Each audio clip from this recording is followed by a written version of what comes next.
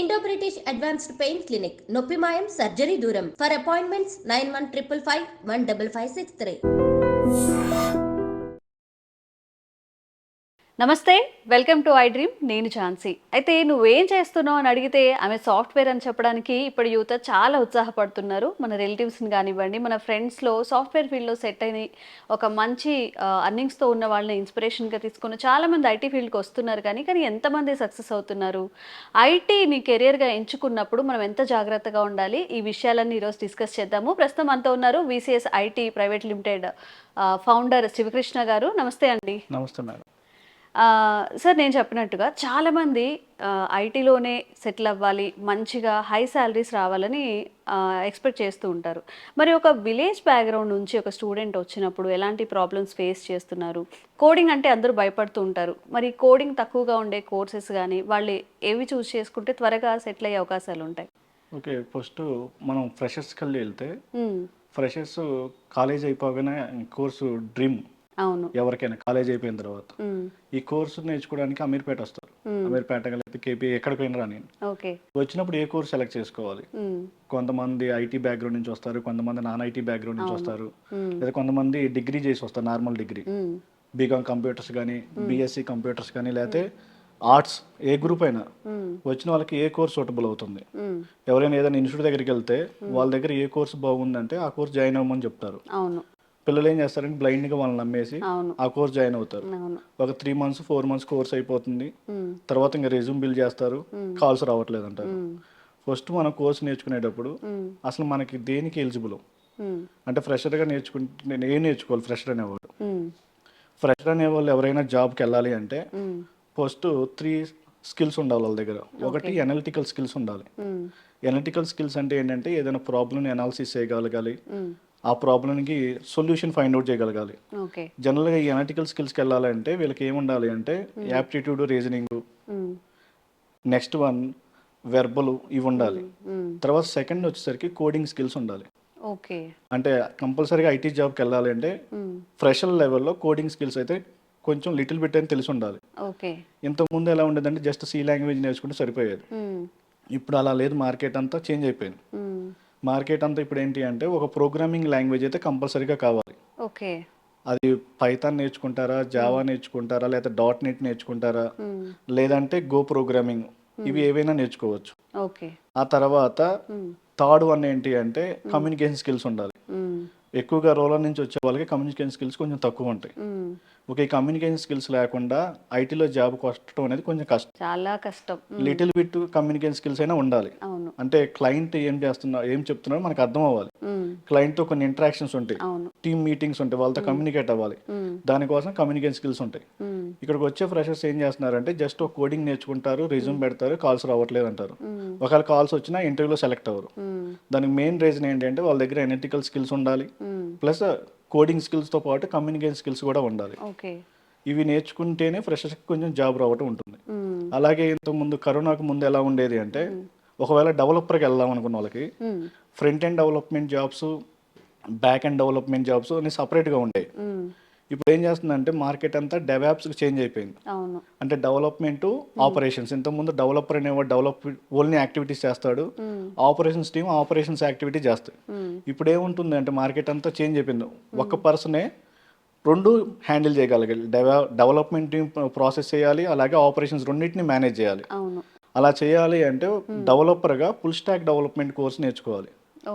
ఆ full stack development ఏంటి అంటే front end, back end, database అనే 3 layers ఉంటాయి. ఫ్రంట్ ఎండ్ ఏంటంటే మనకి ప్రజెంటేషన్ ఏదైతే ఉంటుందో దాన్ని మొత్తం ఫ్రంట్ ఎండ్లో ఇంప్లిమెంట్ చేస్తాం. ఫర్ ఎగ్జాంపుల్ మనం ఏదైనా ఫేస్బుక్ వెబ్సైట్ ఓపెన్ చేస్తే మనం www.facebook.com అని టైప్ చేయగానే మనకు ఒక లాగిన్ పేజ్ వస్తుంది. అదంతా ఫ్రంట్ ఎండ్ పార్ట్. దాన్ని ఇంప్లిమెంట్ చేయాలంటే ఫ్రంట్ ఎండ్ స్కిల్స్ వాడతాం. ఈ ఫ్రంట్ ఎండ్లో బేసిక్గా మనకి ఏంటంటే 3 types ఉంటాయి: structure, style and behaviour. Structure కోసం ఏం వాడతామంటే HTML వాడుకుంటాం, అలాగే స్టైల్ కోసం వచ్చేసరికి CSS వాడతాం, అలాగే దాని యొక్క బిహేవియర్ అంటే డైనమిక్గా ఇంటరాక్షన్ చేయాలంటే జావా స్క్రిప్ట్ వాడుకుంటాం. అలాగే జావా స్క్రిప్ట్ సంబంధించిన లైబ్రరీస్ అంటాం, ఫ్రేమ్ వర్క్స్ అంటాం. ఓకే, లైబ్రరీస్ వచ్చేసరికి బూట్ స్ట్రాప్ ఉండాలి, CSS సంబంధించిన బూట్ స్ట్రాప్ ఉండాలి, అలాగే జావా స్క్రిప్ట్ సంబంధించిన front end library react JS కానీ లేకపోతే ప్రజెంట్ మార్కెట్ యాంగులర్ జేఎస్ కానీ ఓకే. ఇవి తెలుసున్నాయి. ఇది అంతా front end part. Back end అంటే ఏంటంటే ఎప్పుడైతే మనం యూజర్ నేమ్ పాస్వర్డ్ ఇచ్చి సైన్ ఇన్ మీద బటన్ క్లిక్ చేస్తామో బ్యాక్ ఎండ్లో ఫేస్బుక్ సర్వర్ మన డీటెయిల్స్ అన్ని తీసుకొని వాటిని ప్రాసెస్ చేస్తుంది. అదంతా బ్యాక్ ఎండ్ జరుగుతుంది. ఓకే. ఆ బ్యాక్ ఎండ్కి మనం బ్యాక్ ఎండ్ లాంగ్వేజెస్ వాడాలి. బ్యాక్ ఎండ్ లాంగ్వేజెస్ మనం పైథాన్ వాడుకోవచ్చు, జావా వాడుకోవచ్చు, లేదంటే గో ప్రోగ్రామింగ్ వాడుకోవచ్చు, లేదంటే జావా స్క్రిప్ట్ కూడా వాడుకోవచ్చు. తర్వాత ఈ బ్యాక్ ఎండ్ అంతా అయిపోయిన తర్వాత ఫైనల్గా వెరిఫికేషన్ ఉంటుంది. అంటే మనం ఇచ్చిన యూజర్ నేమ్ పాస్వర్డ్ కరెక్టా కదా చెక్ చేయాలి. ఓకే. ఇదంతా ఎక్కడ జరుగుతుందంటే డీబీలో జరుగుతుంది, డేటాబేస్లో. అంటే మనం ఏ అప్లికేషన్ ఫామ్ ఫిల్అప్ చేసినా మన డేటా వెళ్ళి డీబీలో స్టోర్ అవుతుంది, డేటాబేస్లో స్టోర్ అవుతుంది. ఓకే. అలా డేటాబేస్లో డేటా స్టోర్ చేయాలనుకున్నా లేకపోతే అక్కడి నుంచి డేటాను మనం రిట్రీవ్ చేయాలన్నా మనకి డేటాబేస్ సంబంధించిన ఒక టెక్నాలజీ తెలిసి ఉండాలి, అది SQL. ఓకే. ఓకే, ఇవన్నీ ఫ్రెషర్ నేర్చుకుంటేనే ఫుల్ స్టాక్ డెవలపర్గా వెళ్తారు. ప్రజెంట్ మార్కెట్ అంతా ఫ్రెషర్కి ఫుల్ స్టాక్ డెవలప్మెంట్ మీద మార్కెట్ చాలా బాగుంది. యావరేజ్గా 7 to 12 lakhs ప్యాకేజ్ అయితే ఉంది యావరేజ్ శాలరీ. స్టార్టర్ గా ఇప్పుడు ఎవరైతే కెరీర్ స్టార్ట్ చేస్తున్నారు ఫ్రెషర్కి average salary minimum salary 4 lakhs ఉండొచ్చు వాళ్ళ దగ్గర ఉన్న స్కిల్స్ని బట్టి. ఓకే. ప్లస్ కంపెనీ నామ్స్ ప్రకారం. ఫర్ ఎగ్జాంపుల్ మనం టైర్ 1 కంపెనీకి వెళ్ళాం అనుకోండి, వాళ్ళ నామ్స్ వేరుగా ఉంటాయి. వాళ్ళు ఫ్రెషర్కే 4 lakhs 5 lakhs ఇవ్వచ్చు. టైర్ 2 కంపెనీకి వెళ్ళాం అనుకోండి వాళ్ళు కొంచెం తగ్గించవచ్చు. అలా కంపెనీని బేస్ చేసుకొని ఆ నామ్స్ చేంజ్ అవుతా ఉంటాయి. యావరేజ్ శాలరీ 7 to 12 lakhs వరకు అయితే ఉంటుంది. ఓకే. ఇది ఫ్రెషర్స్కి. కొంతమంది ఏంటి అంటే 3 years 4 years గ్యాప్ ఉన్న వాళ్ళు వస్తుంటారు. అంటే నాన్ ఐటీలో జాబ్ చేసి ఇప్పుడు మాకు నాన్ ఐటీలో గ్రోత్ లేదు, నేను ఇప్పుడు ఐటీకి వెళ్ళాలి, అలా 3 years 4 years గ్యాప్ ఉన్న వాళ్ళు వస్తారు. వాళ్ళు ఏం నేర్చుకోవాలి అంటే ఫుల్ స్టాక్ డెవలప్మెంట్ వాళ్ళకి సూటబుల్ అవుతుంది. అవి కాకుండా ప్రజెంట్ మార్కెట్ ట్రెండింగ్లో ఏమన్నాయంటే క్లౌడ్ కంప్యూటింగ్. ఇప్పుడు అన్ని కంపెనీస్ అనేవి ఇంత ముందు డేటా కానీ ఏదైనా నార్మల్గా డేటాబేస్ స్టోర్ చేసి ఇప్పుడు అంతా క్లౌడ్కి మైగ్రేట్ అవుతున్నారు. ఓకే. ఆ క్లౌడ్లో కూడా మనకి మార్కెట్లో బాగా ఉన్న టూల్స్ ఏంటంటే AWS, అమెజాన్ వెబ్ సర్వీసెస్, అలాగే మైక్రోసాఫ్ట్ వాళ్ళది మైక్రోసాఫ్ట్ ఎజూరు, అలాగే గూగుల్ వాళ్ళది GCP ఉంది, గూగుల్ క్లౌడ్ ప్లాట్ఫామ్. ఇటు సైడ్ వెళ్దాం అనుకుంటే ఫ్రెషర్స్కి తక్కువ ఉంటాయి కాల్స్.